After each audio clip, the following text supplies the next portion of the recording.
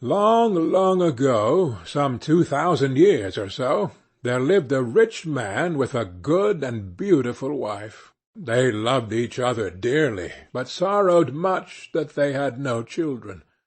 So greatly did they desire to have one, that the wife prayed for it day and night, but still they remained childless. In front of the house there was a court, in which grew a juniper-tree. One winter's day the wife stood under the tree to peel some apples, and as she was peeling them she cut her finger, and the blood fell on the snow. "Ah," sighed the woman heavily, "if I had but a child as red as blood and as white as snow!" And as she spoke the words, her heart grew light within her, and it seemed to her that her wish was granted, and she returned to the house feeling glad and comforted. A month passed, and the snow had all disappeared. Then another month went by, and all the earth was green. So the months followed one another, and first the trees budded in the woods, and soon the green branches grew thickly intertwined, and then the blossoms began to fall.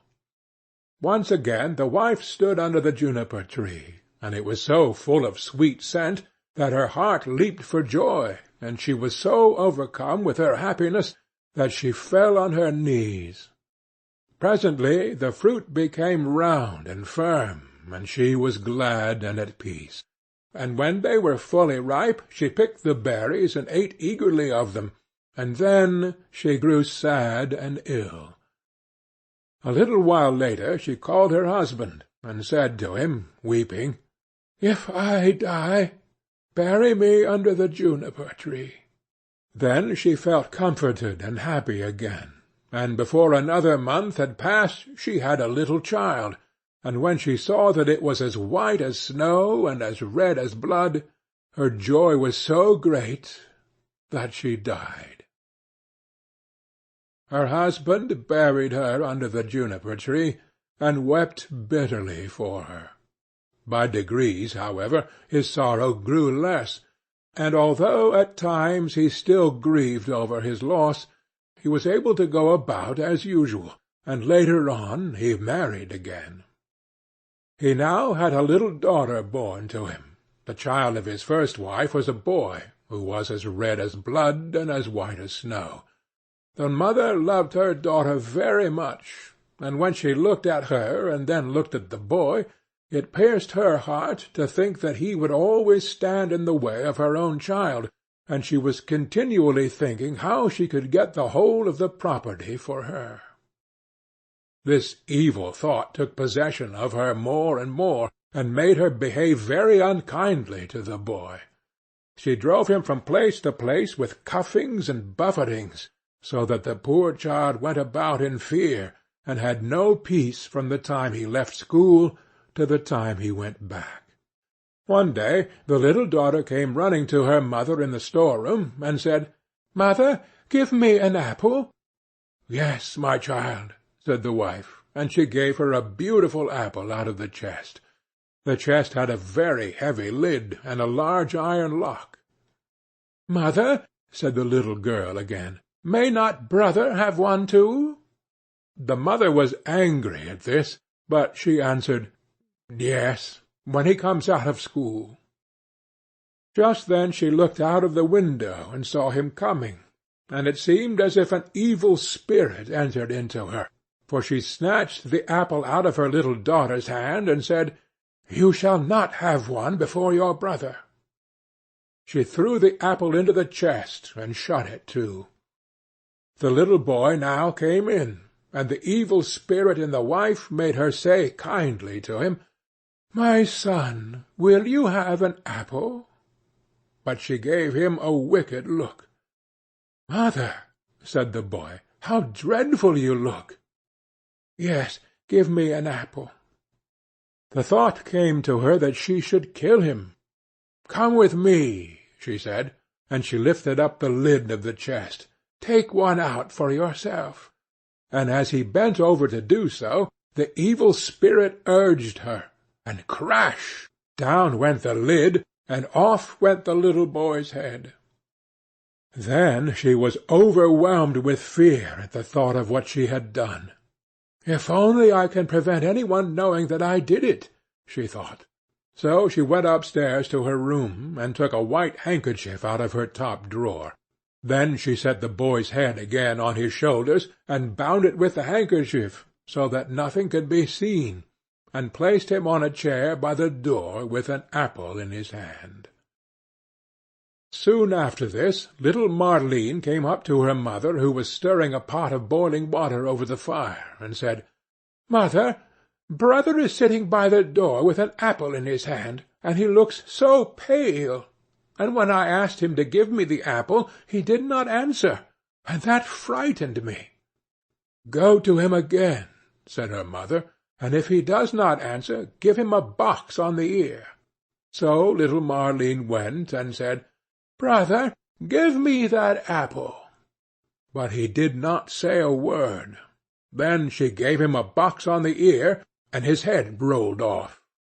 She was so terrified at this that she ran crying and screaming to her mother. "Oh," she said, "I have knocked off brother's head." And then she wept and wept, and nothing would stop her. "What have you done?" said her mother. "But no one must know about it, so you must keep silence. What is done can't be undone. We will make him into puddings." And she took the little boy and cut him up, made him into puddings, and put him in the pot. But Marline stood looking on, and wept, and her tears fell into the pot, so that there really was no need of salt. Presently the father came home and sat down to his dinner. He asked, "Where is my son?" Mother said nothing, but gave him a large dish of black pudding, and Marline still wept without ceasing. The father again asked, "Where is my son?" "Oh," answered the wife, "he is gone into the country, to his mother's great-uncle. He is going to stay there some time."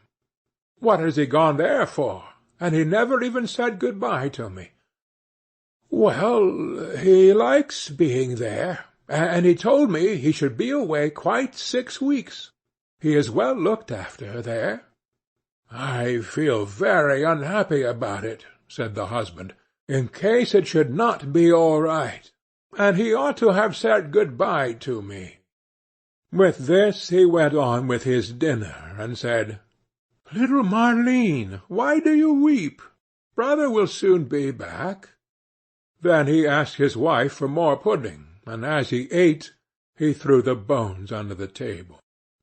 Little Marline went upstairs, and took her best silk handkerchief out of her bottom drawer, and in it she wrapped all the bones from under the table, and carried them outside, and all the time she did nothing but weep.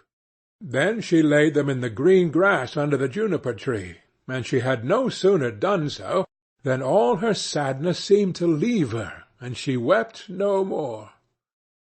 And now the juniper-tree began to move, and the branches waved backwards and forwards, first away from one another, and then together again, as it might by someone clasping their hands for joy.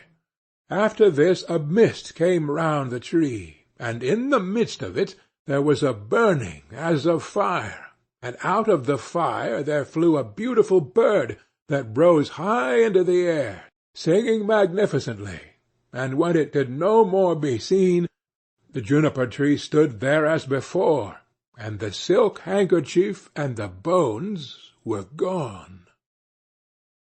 Little Marline now felt as light-hearted and happy as if her brother were still alive, and she went back to the house and sat down cheerfully to the table and ate. The bird flew away and alighted on the house of a goldsmith, and began to sing. "My mother killed her little son. My father grieved when I was gone. My sister loved me best of all. She laid my kerchief over me, and took my bones that they might lie underneath the juniper-tree. Kiweet, kiweet! What a beautiful bird am I!" The goldsmith was in his workshop making a gold chain when he heard the song of the bird on his roof. He thought it so beautiful that he got up and ran out, and as he crossed the threshold he lost one of his slippers. But he ran on into the middle of the street, with a slipper on one foot and a sock on the other. He still had on his apron, and still held the gold chain and the pincers in his hands, and so he stood gazing up at the bird, while the sun came shining brightly down on the street. "Bird," he said, "how beautifully you sing! Sing me that song again." "Nay," said the bird, "I do not sing twice for nothing. Give that gold chain, and I will sing it you again." "Here is the chain, take it," said the goldsmith, "only sing me that again." The bird flew down and took the gold chain in his right claw, and then he alighted again in front of the goldsmith, and sang, "My mother killed her little son. My father grieved when I was gone. My sister loved me best of all. She laid her kerchief over me, and took my bones that they might lie underneath the juniper-tree. Kiwit, kiwit! What a beautiful bird am I!" Then he flew away and settled on the roof of a shoemaker's house, and sang, "My mother killed her little son. My father grieved when I was gone. My sister loved me best of all. She laid her kerchief over me, and took my bones that they might lie underneath a juniper-tree. Kiwit, kiwit! What a beautiful bird am I!" The shoemaker heard him, and he jumped up and ran out in his shirt-sleeves, and stood looking up at the bird on the roof with his hand over his eyes to keep himself from being blinded by the sun. "Bird," he said, "how beautifully you sing!" Then he called through the door to his wife, "Wife, come out! Here is a bird. Come and look at it, and hear how beautifully it sings." Then he called his daughter and the children, then the apprentices, girls and boys, and they all ran up the street to look at the bird, and saw how splendid it was with its red and green feathers, and its neck like burnished gold, and eyes like two bright stars in its head. "Bird," said the shoemaker, "sing me that song again." "Nay," answered the bird, "I do not sing twice for nothing. You must give me something." "Wife," said the man, "go into the garret. On the upper shelf you will see a pair of red shoes. Bring them to me." The wife went in and fetched the shoes. "There, bird," said the shoemaker. "Now sing me that song again." The bird flew down and took the red shoes in his left claw, and then he went back to the roof and sang, "My mother killed her little son. My father grieved when I was gone. My sister loved me best of all.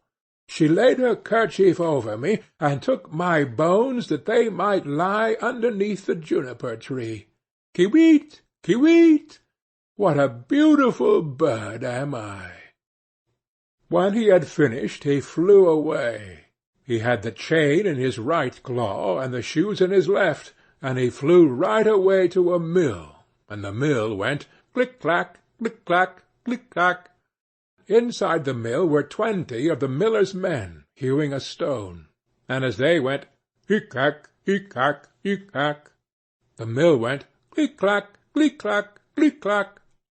The bird settled on a lime-tree in front of the mill, and sang, "My mother killed her little son."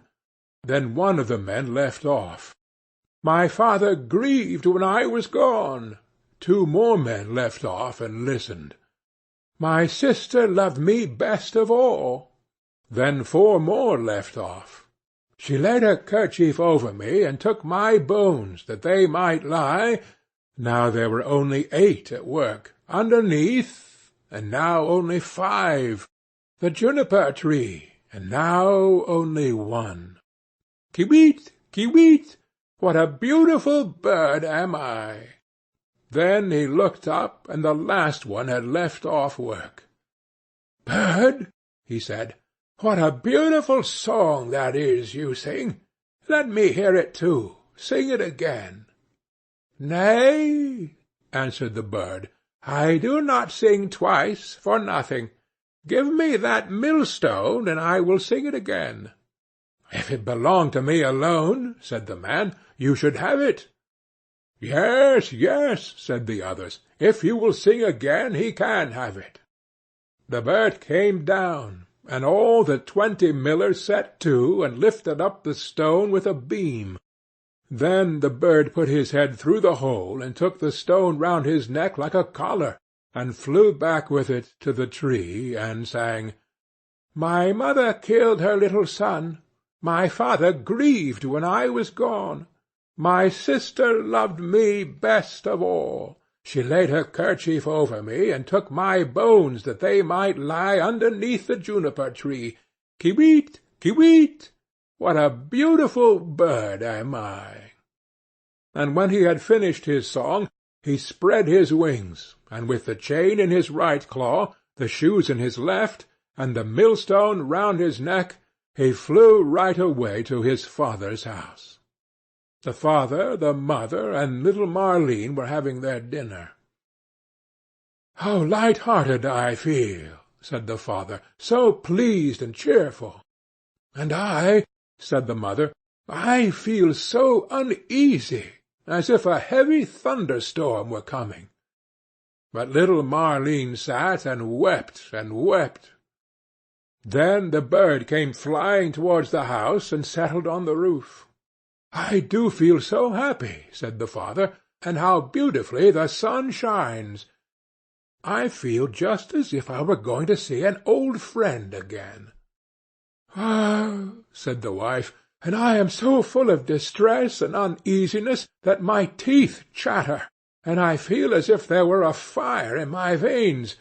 And she tore open her dress, and all the while little Marleen sat in the corner and wept, and the plate on her knees was wet with her tears. The bird now flew to the juniper-tree, and began singing, "My mother killed her little son." The mother shut her eyes and her ears, that she might see and hear nothing, but there was a roaring sound in her ears, like that of a violent storm, and in her eyes a burning and flashing like lightning.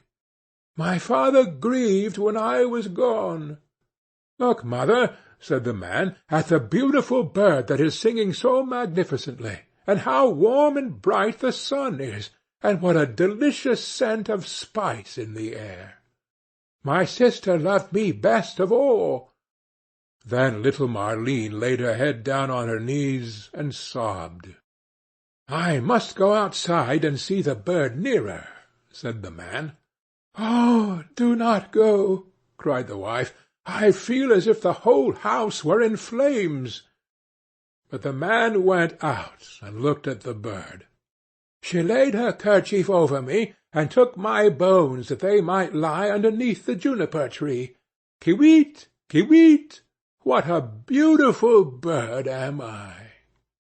With that the bird let fall the gold chain, and it fell just round the man's neck, so that it fitted him exactly. He went inside and said, "See, what a splendid bird that is! He has given me this beautiful gold chain, and looks so beautiful himself." But the wife was in such fear and trouble that she fell on the floor, and her cap fell from her head. Then the bird began again. "My mother killed her little son." "Ah me!" cried the wife. "If I were but 1,000 feet beneath the earth, that I might not hear that song. My father grieved when I was gone." Then the woman fell down again, as if dead. "My sister loved me best of all." "Well," said little Marleen, "I will go out too, and see if the bird will give me anything."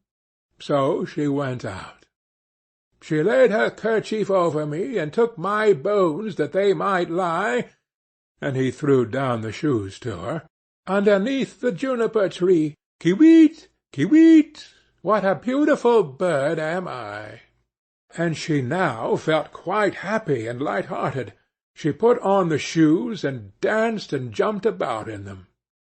"I was so miserable," she said, "when I came out, but that has all passed away. That is indeed a splendid bird, and he has given me a pair of red shoes." The wife sprang up, with her hair standing out from her head like flames of fire. "Then I will go out too," she said, "and see if it will lighten my misery, for I feel as if the world were coming to an end." But as she crossed the threshold, crash! The bird threw the millstone down on her head, and she was crushed to death. The father and little Maline heard the sound and ran out, but they only saw mist and flame and fire rising from the spot, and when these had passed, there stood the little brother, and he took the father and little Maline by the hand. Then they all three rejoiced, and went inside together, and sat down to their dinners, and ate. End of the Juniper-Tree.